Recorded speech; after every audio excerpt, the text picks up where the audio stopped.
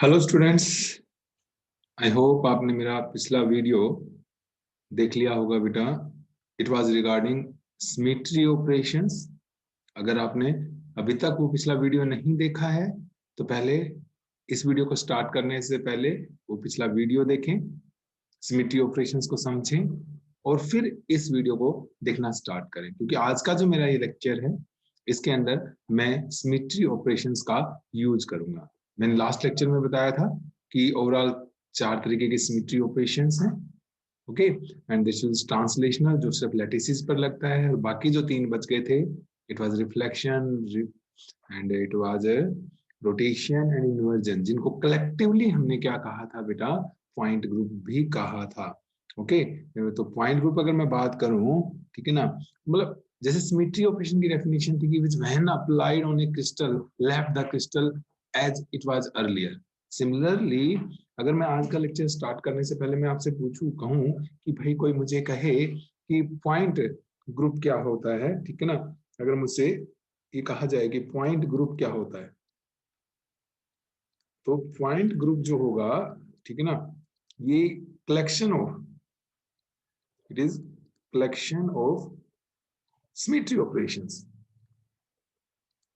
collection of symmetry operations,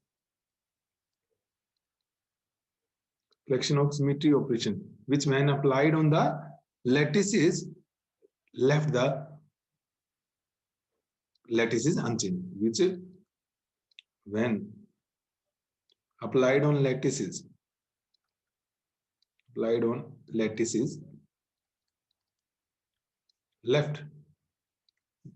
the lattice unchanged. तो मैंने कहा था इसमें कौन कौन से किस किस का कॉम्बिनेशन है, ये कॉम्बिनेशन है रिफ्लेक्शन का, कि भाई कितने फोल्ड रिफ्लेक्शन हो सकता है, मैंने बताया था आप लोगों को, ठीक है, जिसको हम एक नंबर से डिनोट करते हैं बेटा।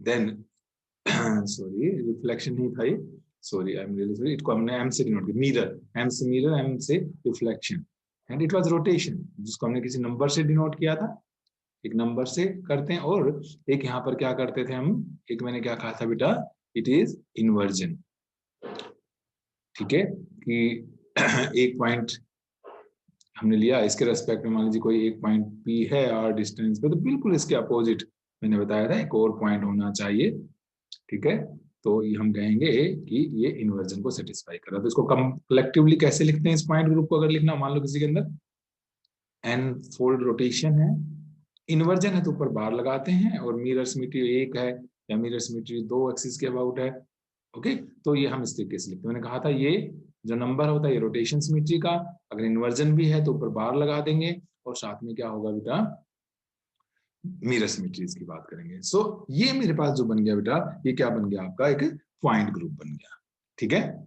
नाउ जब मैं आपको लैटिस पढ़ा रहा था बेटा, बिल्कुल बेसिक, तो मैंने कहा था, जैसे 3D लैटिस पढ़ा रहा था, तो मैंने कहा था हमारे पास 3 ट्रांसलेशनल वेक्टर्स हम यूज करेंगे, vector A, vector B and vector C, और इनके बीच के एंगल्स की भी बात की थी हमने, वो हम फिर बात कर लेंगे, अल्फा, बीटा एंड गामा।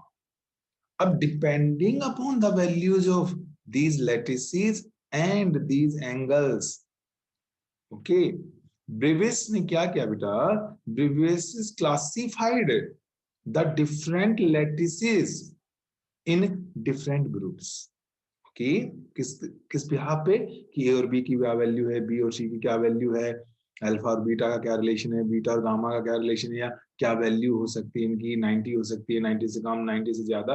तो डिपेंडिंग अपॉन दीज, ब्रेविस ने क्या किया बेटा, he divided the various crystal lattices into a number of groups, and these, that is why ये lattices, क्योंकि ब्रेविस ने इनका क्लासिफिकेशन किया था, तो इसलिए अब इनको हम क्या बोलते हैं, ब्रेविस lattices बोलते हैं, ठीक है।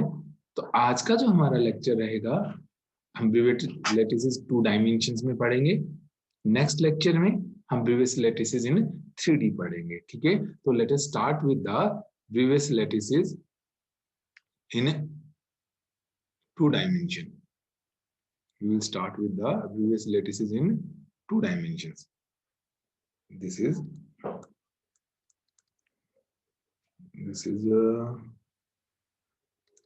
Sorry,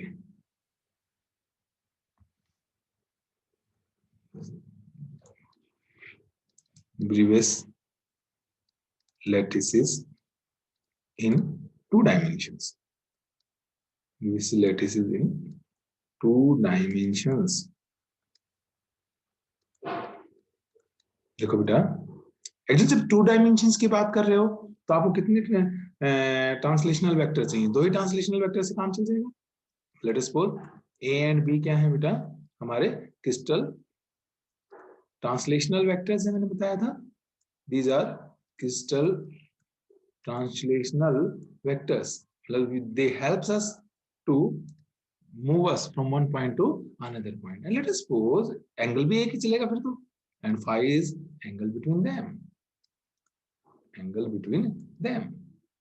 As I told you, depending upon these values, previous lattices were classified into a number of categories by Bravais. That is why these are called Bravais lattices. So I am starting with the 2-dimensional lattices. Okay. तो there are हमारे पास बेटा 4 crystal structure, 2 dimension की अगर बात करेंगे तो we have 4 crystal structure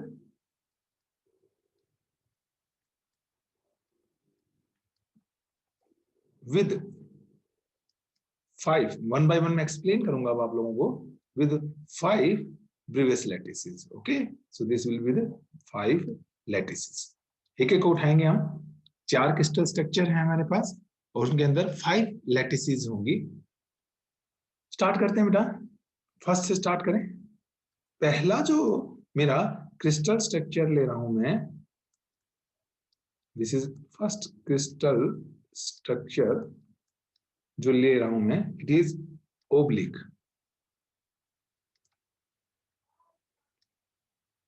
ठीक है, और इस क्रिस्टल में जो लैटिस होगी बेटा, उस लैटिस का नाम भी क्या होगा? ओब्लिक। ओब्लिक में क्या होता है? जो हमारे पास ए एंड बी की जो वैल्यूज है वो आपस में इक्वल नहीं होंगी, और साथ में जो आप एंगल ले रहे हैं बेटा, ये भी 90 का नहीं होगा। It may have any other value but it can not have 90 degree value.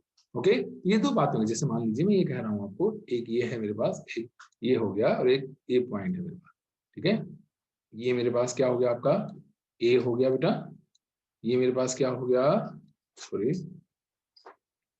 और ये मेरा बी हो गया। ठीक है, इस तरीके से हम बात करते हैं। एक मिनट में,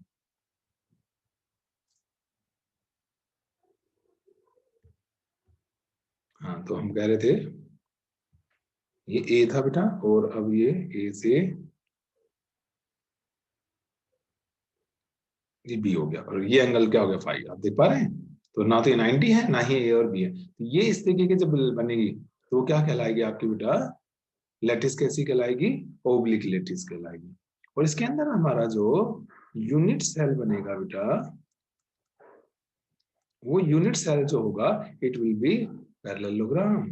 देखो ना, मैं इसको अगर पूरा कर दूं, स्ट्रेट लाइन है भाई ना, अगर मैं इसको पूरा कर दूं तो क्या बन गया मेरे पास? पैरेललोग्राम बन गया। क्लियर है? तो पहला क्रिस्टल स्ट्रक्चर था ओब्लिक, जिसकी लैटिस का नाम भी ओब्लिक है। एक ही लैटिस होती है इसके अंदर, only one lattice it has. ठीक है, और यूनिट सेल जो होगा कन्वेंशनल, वो मेरा पैरेललोग्राम होगा। कंडीशन है कि ए और बी इक्वल नहीं होंगे और फाई 90 के बराबर नहीं होगा। ठीक है बेटा, अब जरा हम बात करें कि इसके अंदर कितने फोल्ड रोटेशन सिमेट्री है। अगर मान लीजिए यही है मेरे पास रोटेशन सिमेट्री बेटा, ठीक है, तो देखो जरा, मान लीजिए मैं इनको नाम दे लेता हूँ कुछ भी। ये पी है, ये क्यू है, ये आर है, और ये एस। ये एंगल अगर फाई है तो डेफिनेटली ये एंगल बता सकते हो आप मुझे कितना होगा? 180 माइनस फाई होगा बेटा। ठीक है, और ये एंगल फिर से कितना हो जाएगा? देखो, अगर ये फाई है मेरे पास, ओके, तो हमारे पास एंगल्स की बात करो जरा एक बार। हाँ, ये फिर से फाई आएगा। ठीक है, ठीक है ना। अभी ये पैरेलल है हमारे पास, और ये इसके पैरेलल है, तो ये एंगल 180 माइनस फाइव, तो फाइव यहाँ। ठीक है, और ये आपका 180 माइनस फाइव होगा फिर से। ठीक है ना, ये एंगल होंगे कि नहीं होंगे बताइए? दिस विल 180 माइनस फाइव होगा आपके पास। अब मान लीजिए मैं यहाँ पर इसके सेंटर से एक लाइन पास करूं, जिसके प्लेन के क्या हो बेटा, परपेंडिकुलर हो। ठीक है, जैसे मान लीजिए अगर ये इस तरीके से है, 3D में थोड़ा सोचें, मैं ऐसे लाइन ले रहा हूँ, ठीक है, ये लाइन जिसके सेंटर से पास कर रही है, उसके प्लेन के परपेंडिकुलर है। तो अब आप सोचोगे कितने एंगल से घुमाऊं मैं कि बिल्कुल वैसे के वैसे दिखाई देने लग जाए। 90 से घुमाने से बात बनेगी क्या? मैंने आई डोंट थिंक। आप भी मन सोच कर देखिए कोई ऐसा पैरेललोग्राम टाइप लेके और फिर उसे घुमा कर देखिएगा। हाँ, अगर 180 से घुमा दें तो देखो जरा, P जो है वो R पर आ जाएगा, ठीक है, Q जो है वो S पर चला जाएगा, ठीक है, और R P पर, ठीक है, ये बिल्कुल वैसा ही दिखाई देगा जैसा ऐसा है। कितने एंगल की बात कर रहा हूं मैं? अगर मैं कितने एंगल पर घुमा दूं बेटा इसको, कितने एंगल पर, पाई रेडियन से घुमा दूं, और ये आप क्या कहेंगे, 180 डिग्री से घुमा दूं मैं, ठीक है बेटा। तो देखो जरा, एन फोल्ड सिमेट्री का फार्मूला बताया था 2 पाई बाई थीटा, तो ये कितना आ गया आपका, 2 पाई अपॉन पाई, तो it will have two fold rotational symmetry. यानी ये जो हमारी है, इसकी अगर मैं बात करूं बेटा, इसका पॉइंट ग्रुप बनाना है मुझे अभी, तो पॉइंट ग्रुप में तो मैंने कहा था इस सबका कॉम्बिनेशन है। पॉइंट ग्रुप की बात करेंगे हम, इसका सिमेट्री ऑफ लैटिस जो है, ये क्या बन गया बेटा, टू फोल्ड तो आ गया। अब जरा मिरर सिमेट्री की बात करते हैं कि क्या कोई ऐसी लाइन ड्रा कर सकता हूं जो एग्जैक्टली इसको टू पार्ट्स में डिवाइड कर दे। मान लो मैं कहता हूं, एक बार मैं थोड़ा सा आपको ये लेता हूं, मैं ये वाली आपको लग रही बीच में एक लाइन ले लेते हैं। क्या ये बेटा टू पार्ट्स में डिवाइड कर रहा है क्या इसको? नहीं कर रहा। माना कि a/2 हो जाएगा, पर ये एंगल और ये एंगल बराबर थोड़ी होंगे। मतलब मैं इसको यूं समझ लीजिए, जैसे कॉपी का पेज होता है, यूं खुला हुआ था और इस लाइन के अबाउट यूं फोल्ड करना चाहता हूँ, ठीक है, इस तरीके से यूं फोल्ड करना चाहता हूँ, क्या मैं कर सकता हूँ? नहीं, ये PS के ऊपर आएगा नहीं। अगर मैं इसको इस तरीके से फोल्ड करता हूँ बेटा, तो ये PS के ऊपर आएगा नहीं। तो you don't have mirror symmetry about this. इधर अगर बात करें तो आई थिंक सेम प्रॉब्लम यहाँ पर भी है, ठीक है, ये b/2 हो जाएगा, लेकिन ये एंगल इसके ऊपर नहीं आएगा, तो अलग अलग एंगल्स हैं, ठीक है। और कोई आपको लग रहा है? आपको शायद लग रहा होगा कि ये वाली लाइन देखें एक बार जरा बेटा, मैं इसे करूं एक बार, ये वाली बिल्कुल बीचों बीच, नहीं तो पर पैरेललोग्राम में तो एंगल बाइसेक्टर होता ही नहीं है, ये प्रॉपर्टी ही नहीं है। पैरेललोग्राम में तो आपको मैं एक और तरीके से समझाऊं, देखो ना बेटा, जैसे मान लीजिए सिंपल से एक पैरेललोग्राम ले रहा हूं मैं, ये मान लीजिए पैरेललोग्राम होता, ठीक है,